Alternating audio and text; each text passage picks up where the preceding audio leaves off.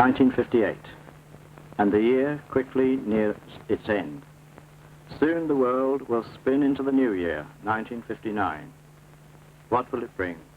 For many, happiness. For many, tragedy. The beginning of an adventure.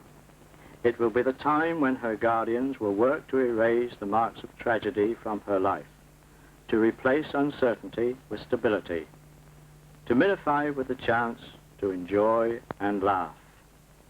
She is a child of tragedy.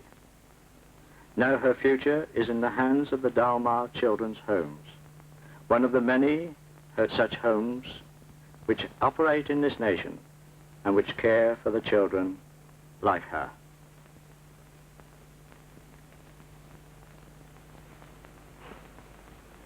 Christmas brought no joy, no laughter for this little girl. Her name is Sally. Her parents are dead. Her relatives unable to keep her. Mr. Donald Stewart is the superintendent of Dalmar Homes, the man who, with his staff, will replace the parents Sally lost. Sally is lucky, for each day the phone in this office thrills with appeals for help, and many of the appeals go unanswered. For Dalmar, like other such homes, is overtaxed with these people, the children of tragedy.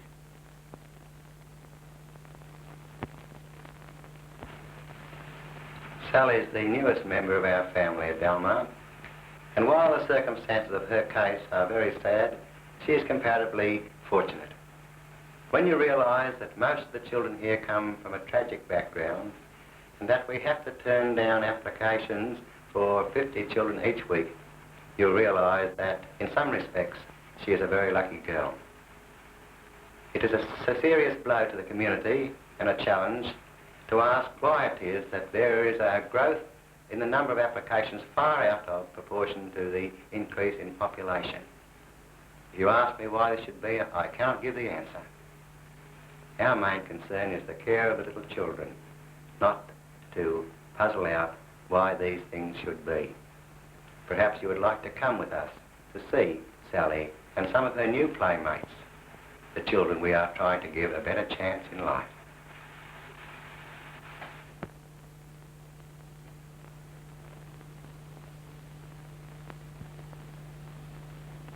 The children who live in Dalmar number 100. Their ages scale down from the teenagers to those still in the first year of their life. The nursing sisters who staff the nursery work put in long and loving hours. Theirs is the reward of foster motherhood, the contentment of sharing in a work that is planned to make Dalmar replace as far as possible the homes from which these children were rejected, or to give a home to those who had not known one. There is no need to look far for the nursery at Dalmar. The long line of white tells the story of a corps, the laundry that is unended.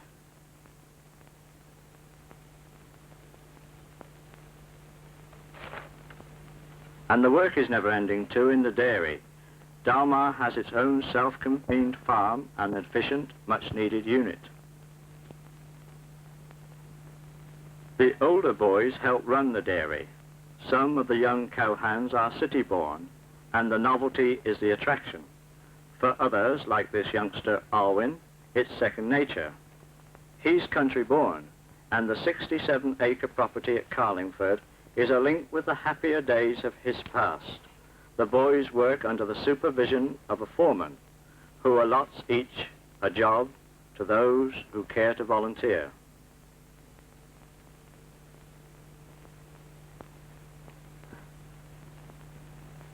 The dairy has equipment that many farmers would envy.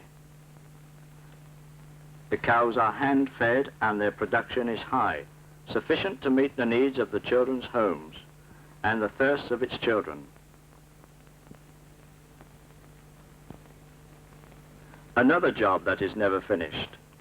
Even with a tractor-powered saw, the boys never seem to get through this huge pile of timber for the furnace. One good reason is that each week a local timber yard supplies Dalmar free with its surplus.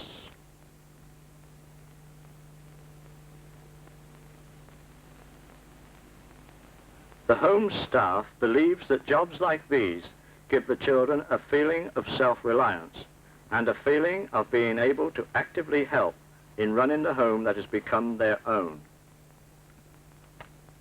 The able lad handling this tractor is soon to leave after being here since childhood. Another part of the farm, the fowl yard, it pays its way too. Dalmar is never short of eggs or poultry, and it has 100 hearty appetites to satisfy. Dalmar hasn't always been at Carlingford. It began as a Methodist mission institution at Woolloomooloo in 1893. Soon its walls were overcrowded, and it moved to Croydon in 1902.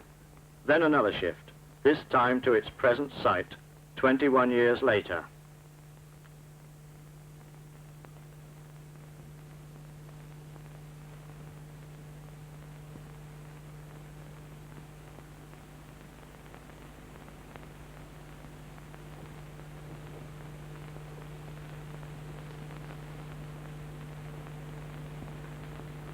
Matron Barnett keeps a motherly eye on the children at their meal times.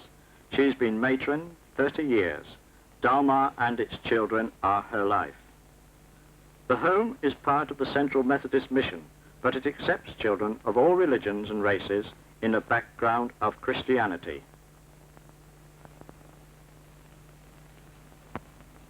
As you say, Grace? For what we have to say to the Lord, make us to the faithful. Cross like Amen. Sally hasn't taken long to become one of the family. Healthy food, open air, kindness, time spent in this home with a feeling of being part of the family, all help to wipe out the stain of tragedy. Their backgrounds differ, but follow the basic pattern of early tragedy. Some of the children are illegitimate. Some lost their parents suddenly. Others are neglected children, taken from their parents by the Child Welfare Department. Others are from native settlements.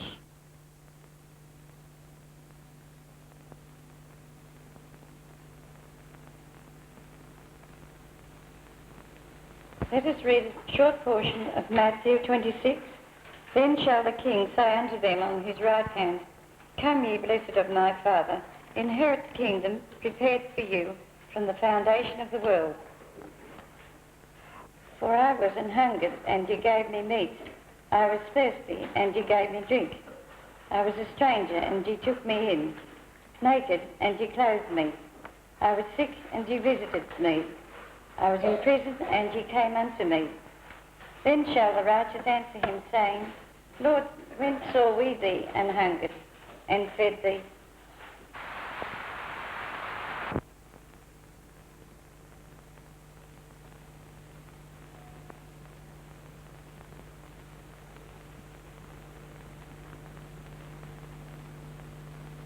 Busy hands make quick work of a chore where the girls somehow seem to outnumber the boys.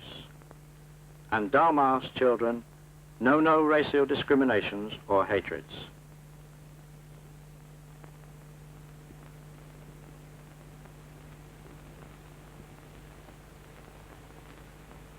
The children share the common Australian love of the outdoors and sport.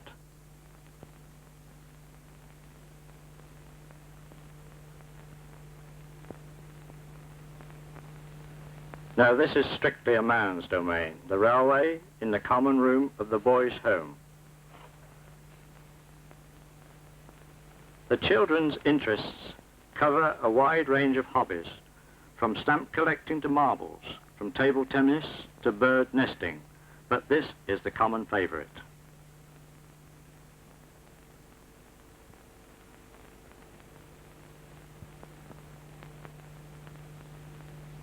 And who's not too old to like trains? Most of the children who live at Dalmar will stay there until they leave school to earn their own living. Very few of them are available for adoption. Most of them still have relatives who refuse to allow adoption. The parents of others won't give their consent. In some cases, the children are accepted as foster children, adopted in fact, though not legally accomplished. They don't know it's a merry-go-round. They're brother and sister, one of the family groups at Dalmar, one of the few orphanages to accept whole families. In one case, 6 children of the same family were accepted into Dalmar. Prayer is something the children of Dalmar share. They join in services in the old stone church, only a few minutes' walk from the home.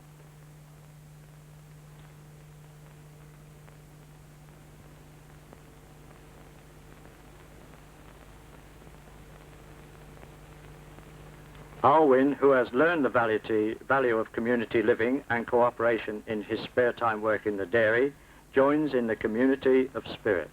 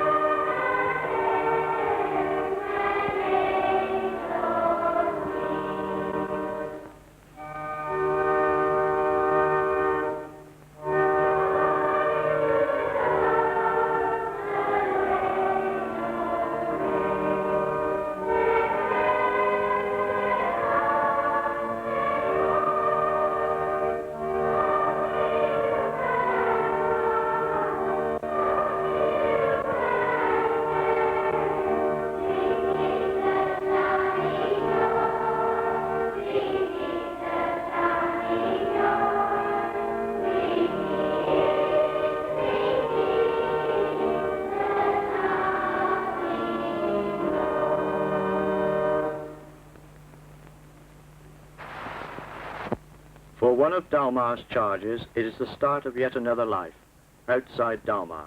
He came here as a child. He leaves as a young man. For him, the new year is the start of a true adventure. Dalmar has given him education, clothed and fed him, molded him in the tradition of its care and kindness. His future is to be of his own making. He, like Sally, will be one of the children of the new year. Hers a time of relearning, his a time of building a career. Add no more trouble to a heart that is vexed, and defer not to give to him that is in need. Reject not the supplication of the afflicted. Turn not thine eye from the needy. Let it not grieve thee to bow down thine ear to the poor, and to give him a friendly answer with meekness. Be as a father to the fatherless, and instead of a husband unto their mother, so shalt thou be as a son of the Most High.